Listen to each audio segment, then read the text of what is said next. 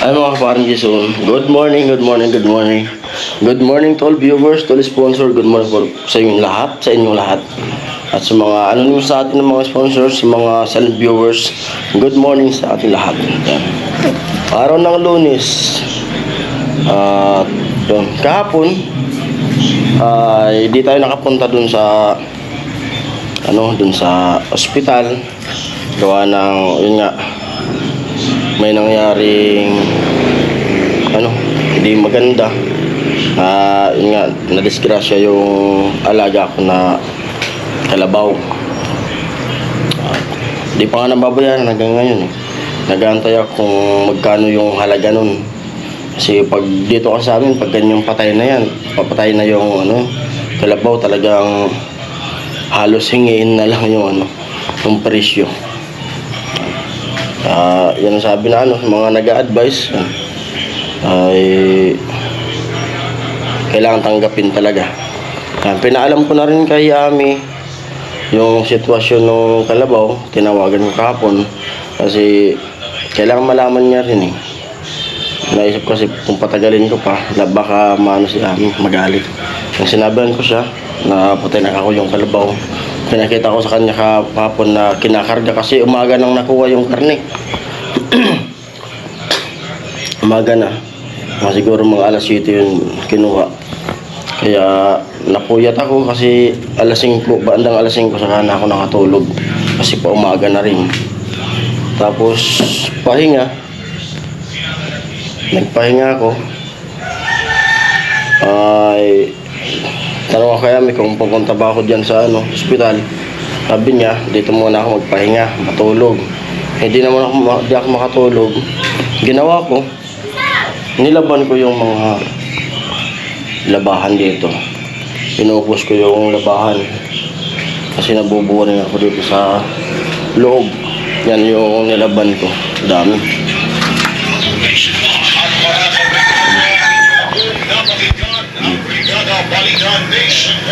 Ang nilaban kahapon. Pero ngayon, pupunta ako dun sa ospital. Luto muna ako nitong sinabawan, frozen, karne yan. Meron sana dito ulam na niluto ko kagabi. Kaso ayaw nung anak ko, di pala siya kumakain nito. Mapait daw. Atay ng manok. Di pala siya kumakain nito. Mapait daw yung panlasa niya nito. Kaya gagawin ko niyan, dadalhin ko na lang yan dun sa ospital. Tapos magluluto ako ng sinabawan para may ulam yung anak ko. At punta muna ako dun sa bahay, dun sa neighborhood kay Papa. Tanungin ko kung sino yung pwede dun na sumama dito kay Bibi abang wala ko, kasi baka gabihin ako o kaya may mga iutos si Ami sa akin. Kaya punta muna ako sa bahay, tapos nagluto ako ng mais, nilagang mais. Tapos dadalan ko rin sa amin ito sa kasi yung bata, kasi paborito yung bata nito paborito niya yung mais. Niluto ko na. At si Baby, si Hailey, kakahatid ko lang dun sa school. Tapos bibilan ko rin ng mais dun sa bahay kila Papa. Kasi baka di sila nakakatikim ng mais. Bibilan ko rin. Dalan ko sila dun para makatikim sila ng mais. Si bihira na yung may magtanim dito sa amin ng mais. Sa ibang lugar yan. Dati yung kapatid ni Papa nagtatanim yan ng mais.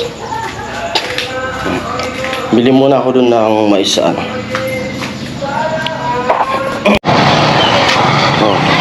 mais. Dami. Mais. Putik. Ito ibibigay ko dun sa bahay kila Papa. Ibigay ko doon. Ito naman dito kasi bala ko ilagay ko dyan sa karne na sinabawan. At paborito ko rin yan kasi yung mais. Tapos bigyan ko din si Papa muna May luto na ako. Bigyan ko muna si Papa. Si Bianan. Pero pinaalmusal ko na sa kanina. Bihon. Ang bigay ko na to sa kanya. Kaya muna ako ng mais. Paborito ko.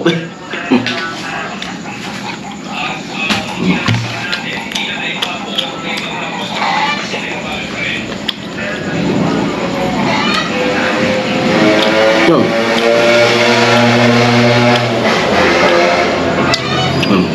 Aminin ko dun sa ano. Aminin ko yung pakiramdam talaga. Masakit yung pakiramdam ko na namatay yung kalabaw na pundar ko. Kasi ilang buwan yun eh. Ilang buwan ko siya pinag-ipunan. Ginawa ko nung pera noon na binili. Bawat sahod, minsan nagtitira ako ng 1,000 o kaya 2,000. Basta kada sahod, di ko inuubos dun sa ATM ko. Kasi sabi ko kay Ami, bro, ma, pag ano, pupundar ako ng ano, ng galing sa YouTube para ako tumandaman tayo. Ay, makikita mo pa rin yung, ano ba, mawala man yung YouTube, makikita mo na itong bagay na to ay galing to sa YouTube. Kung baga remembrance. At saka sabi ko sa kanya, kaya amin, magali man na mag-aaral kasi yung ganyan, yung kalabaw, dumadami yan. Kung kapusin, nag-aaral si Bibi, bawa sa college si Bibi, may ibibinta. Sabi ko sa kanya, sakaling mawala ako, halimbawa sakali, may mga ibibinta na hayop ng kalabaw, may gastusin, mag-aaral si Bibi, mga ganyan na sabi kaya amin. Gusto ko talaga nakakapundar para may nakikita na bagay. Ano ang magagawa? Buhay yan. Kapag buhay, mamamatay. Matanggapin na lang. Sabi namin wala tayong magagawa yan. Sabi niya, kahapon na tinawagan mo, wala tayong magagawa niyan. Yan, namatay. Kaso sayang. Kaya, sabi niya, mag-ipon ulit ako. Bumili na lang ulit. Kaso, magkano na lang, halos di yun makakabalik yung bili ko nun.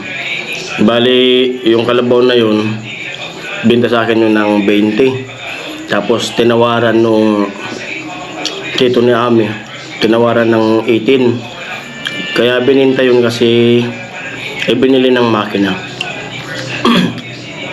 Ginawa ko na lang. Sige kasi pinatawad mo naman ako ng presyo. Ginawa na lang yun ng 18,000.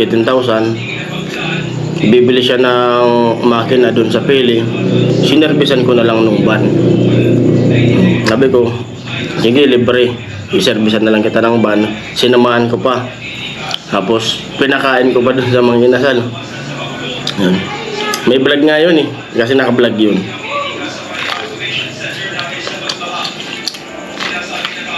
Hindi kami yung mga isang nasala. Pero ako, bibilin ko yung kalabaw mo. Kasi di ko naman maasikaso yan. Ikaw pa rin yung mag-aalaga. Kasi yung nag-alaga, yung may-ari pa rin. Bali yung nabili ko yung kalabaw sa kanya, lalaki. Kako, para dumami, pag makahanap ka ng maganda-gandang klaseng kalabaw, ipalit natin. Hanggang sa lumaki na yung nabili ko sa kanya, may nakita siya na ibibenta na kalabaw, nag-swap. Pero mas malaki yung sa akin ngayon. Mas malaki yung sa akin kaysa doon sa pinalit. Yun na yun. Napataba niya, kasi malaga siya. sobrang alaga, ganun nangyari. Siguro napakan yung ahas kasi marami na dun na namatay na ganun eh. Ayun. Siyempre, marami gustong pasalamatan yung lalo yung mga sponsor na nagbibigay ng budget sa Pabay Project. At sa mga viewers, mga silent viewers, mga anonymous sponsor. Kasi pasalamatan yung sponsor kasi kung hindi dahil sa inyo, wala kaming content na nabibidyohan, wala kaming ginagawa. At sa mga viewers naman, salamat kasi dahil sa inyo panonood ng mga vlog. Ayan, nabili ko yung kalabaw na yun. Kaya dahil yun sa inyo, dahil po yun sa panonood nyo sa vlog ko at siyempre kay God. Kaya nabili ko siya. Kasi kung wala naman mga sponsor, wala kayong panonoorin.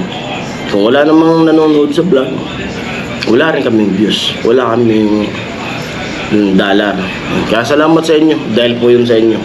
Thank you. Atid ko muna yung kasi tanghali na. Magtatanghali na 7:45 na. Aga kung gumising 5:30 gising na ako kasi nag-asikaso ko sa bata. Sarap pa siya matulog kasi laging kulang yung tulog ko. Sa gabi, buti na lang maaga pa, marami pang mga tao dito. May nahuli ko dito na ninanakaw yung kalapati ko. Alas 8 pa lang yun. Na dahan-dahan na naglalakad, pinapalashlightan yung kalapati ko sa taas. Pag tingala nila, doon ako sa taas. Takbo yung isa eh. Tinawag ko yung isa.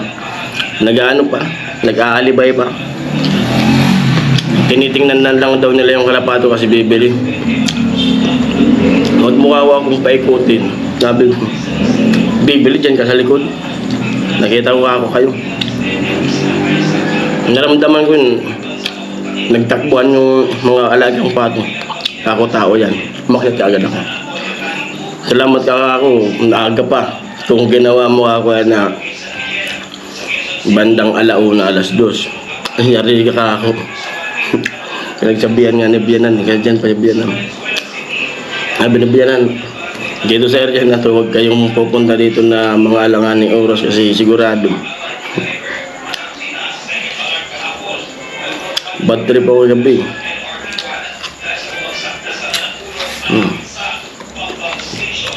Punta muna ako sa bahay, tas baka may bakante sila doon na pwedeng pumunta dito. May ulam naman na eh. Dito na sila kumain. Kung sakali mayroon. Ayun. Move on tayo. Move on ako. Kung sa Kalabaw. Move on talaga. At kikitain ko pa naman yun. Kikitain ko pa naman. Yung mali natin mag-boom ulit yung vlog. Tapos may naka-standby ako na pera. May magbenta ulit ng kalabaw.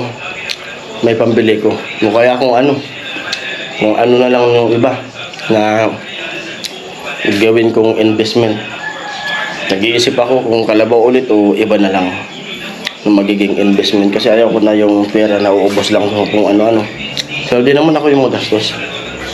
Pati nandun yung magulang ng kalabaw. Dito yung nakikita ko eh. Kasi minsan dyan yan nilalagay.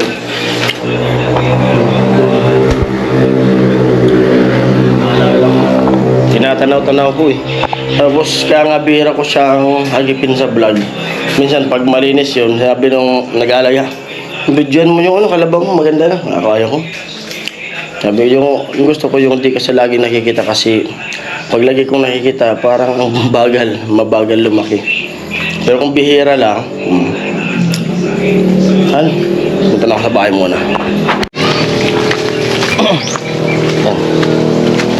Dito na ako sa bahay. Nagsisimula na yung daanan nila. Putik-putik. Nag-ulan na. Ito mahirap dito eh.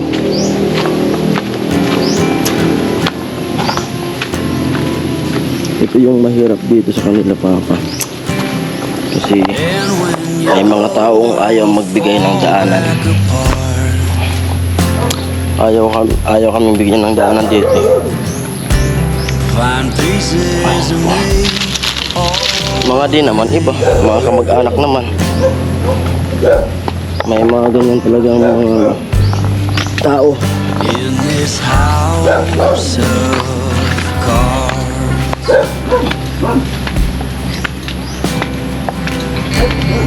She says, hey man, there were just too many days.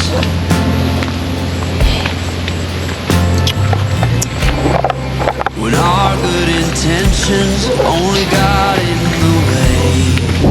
Tara, Papa. Ito, no? Namatan? Never know what I should say. Oo, may sakit pala si Papa. Maybe nothing nowhere ever was. Itang kaso? Oh, mais. In this house. Nahawaan daw ni Mama. Nagkasakit si Mama.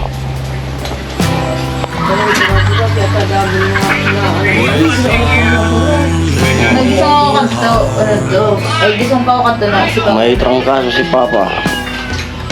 Nahawaan Hindi ni ito Mama. kanya sa isapoy si Papa, nagtanggal sa isapoy. Yeah. Ito yung ginagawa nila. Negosyo nila. Bilao. Alright. At dito na ako sa bahay. Bali, may mga gawa din yung kapatid ko. Yung isang kapatid may sakit, si Gertapang, may trangkaso. Puso pala yung trangkaso dun sa bahay ngayon. Si Mama yung nauna, tapos ngayon si Papa naman. Yung kapatid ko naman isa, magluluto dun sa bahay. Bala ko sana, yung karne dalhin ko dun. Tapos sabi ni Papa, baka daw, tapos dala na lang yung anak ko. O kaya si Baby doon, dalhin ko. Tapos sabi ni Papa, baka raw mahawa. Kaya dito na lang daw si Baby. Ibilin ko na lang kay Binan, pakainin na lang. O kaya antayin ko na lang na kumain muna bago kumalis. So baka kailangan ako ni Ami doon. Minsan pati di na nagsasabi si Ami. Kaya yun, hanggang dito muna yung vlog. At muli maraming salamat sa lahat na nanonood sa ating vlog. Yeah. Thank you po. Shoutout sa lahat mga sponsors, mga anonymous na sponsor. Sa mga viewers, silent viewers, maraming salamat po sa inyo lahat. Thank you po. Thank you. Shoutout sa lahat ko na kayong mga sponsor para wala tayong makaligtaan. Yan. Ayan po. Bye-bye. Love you all.